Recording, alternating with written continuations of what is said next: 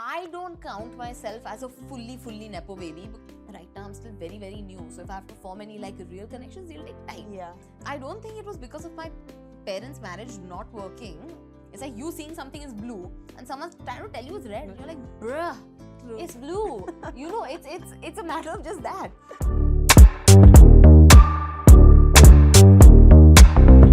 After being made in Malayalam, Tamil, Telugu and a couple of foreign languages, the thriller U-Turn is set to get its Hindi adaptation, and Alaya is playing the lead. Congratulations, Alaya. Thank you so much. And as I rightly mentioned, it's been already made so many times. Why should we watch it? Because even though it's been made in many languages actually, our film is actually quite different. There are lots of twists and just the core element remains the same. There are lots of twists and turns that will surprise any viewer no matter which version they've watched before it. There's, the way it all comes together at the end also is totally different.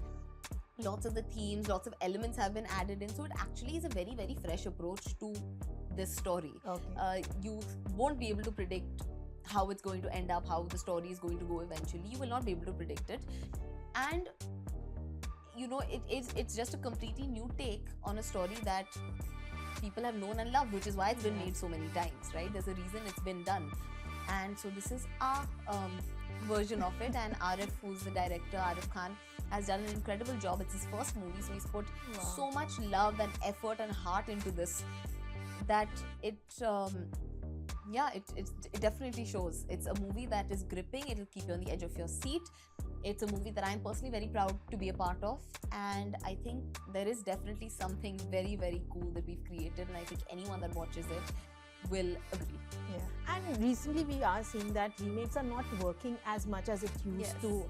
What is your take on that, and do you think thus OTT makes a safer choice, because people will, of course, who wants to watch it will do so when they have that time? I feel like you should make a remake if you have something fresh to do with it. Right. If you want to make the same thing, then again I do agree with you that it might work in some situations. Yeah. Like for example, a Kabir Singh, which was or from a Arjun Drishyam Reddy. recently. So there are situations where it does work if you just, even if you basically do the same film again. But in this case it's very different because there is something fresh being told. Yeah. It is a fresh take on this whole subject. It is surprising. It is all of that. Just the core of it remains the same. But everything else you won't expect. And in a thriller, what more can you expect? Yeah. In a supernatural thriller.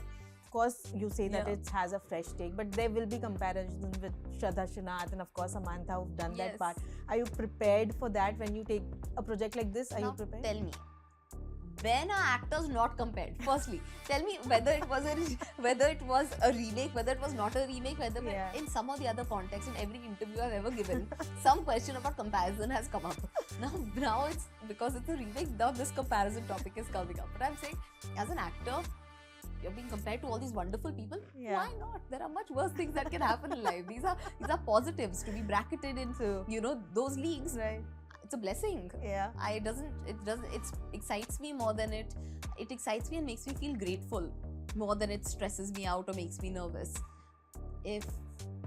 My job is done. I've done what I had to do. Right. Now we're presenting it. Hopefully people like it. If people like my performance, then thank you, and I'll try and do even more next time. And if people don't like it, then I'll learn. Yeah.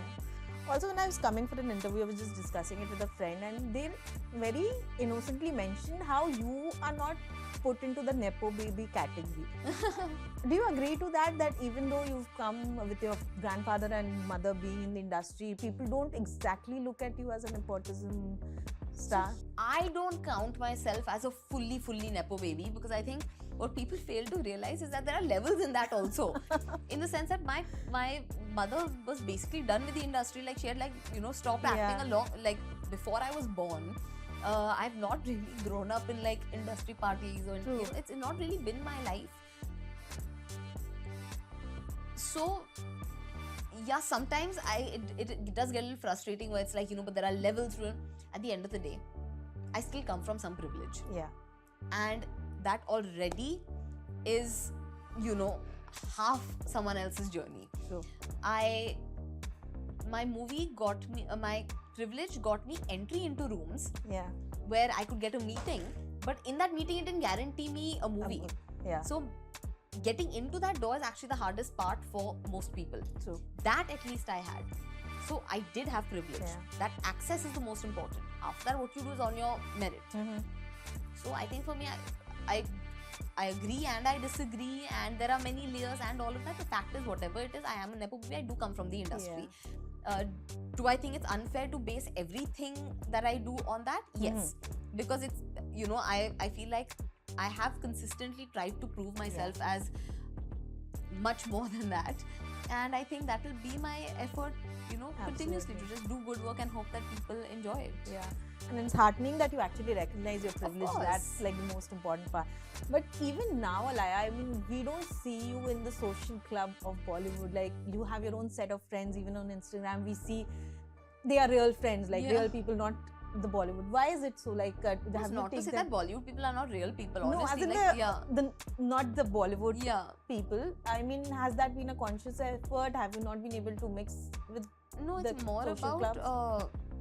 I've had my same friends for a very long period of time. Okay. A lot of my friends are friends that I've, you know, there are many people I meet socially. You'll be like, hi, hello, hello.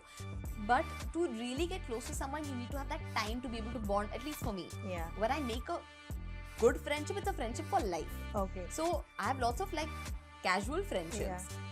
But it just so happened that all of my close friendships have already been made, or they get made over time. So right now I'm still very, very new. So if I have to form any like real connections, it'll take time. Yeah. But I've been always blessed with wonderful people in my life that have really been my rocks. Yeah. But Alaya, tell me, like, because maybe your parents' marriage did not work, did people always have that perception that you guys are spoiled, or maybe they do not have that upbringing? Has that happened? I don't think it was because of my parents' marriage not working. I think that though, you know, genuinely I did not even see that as a big deal when I was young. Right. Because my parents were just so good at being great with each other, even like when they got divorced. Yeah. Until today, they're like very, very, you know, good friends. It's always been a very positive environment.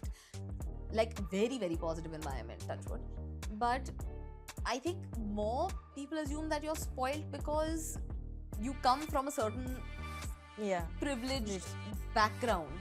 In general, I think more than anything else. I remember, I think when they did the show, I'm sure they were expecting us to be the troublemakers and for the other family to be the sweet, innocent family that's like, you know, getting hammered on by these spoiled kids. And Absolutely. this. I genuinely thought that that's the angle they thought they were going to get from it. And I think they also got the U-turn of their life when they realized that actually to ulta ho gaya. Bada U-turn ho gaya is storyline se. And it just played out the way it did. And in the moment, like when it had come out for the first time, however long ago, like centuries ago, at that time I remember I used to just cringe and I used to hate it, and my friends used to bring it up to tease me and I would hate it. Right. Now so many years later, I suppose when I go and see it, suddenly I feel like I just want to give myself a little hug and just say, you did good, bacha. You know, but I think if I still watch it, I'll cringe, but a little bit. I'll be like, you sweet person, just But of course, your grandfather's relationship or your mother's, I mean, those always become a target for you guys, like the kids. Yeah. Has that happened, and what have they told you to, like, how to just keep it separate? The thing is, I've only seen lots of love at home. Okay.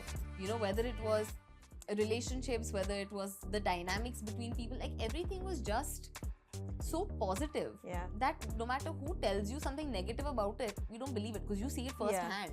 It's like you seeing something is blue and someone's trying to tell you it's red and you're like, bruh, it's blue. You know, it's a matter of just that. I have seen it in real life. So I'm saying these people that are seeing it udhar se, how can that person tell me that this is red? Absolutely. Can't even see it properly. You know, so it's always been about that. It's never bothered me. As long as the environment at home was happy, which it really was, everything was happy. Everyone was happy, coexisting, peaceful, loving. It was fun.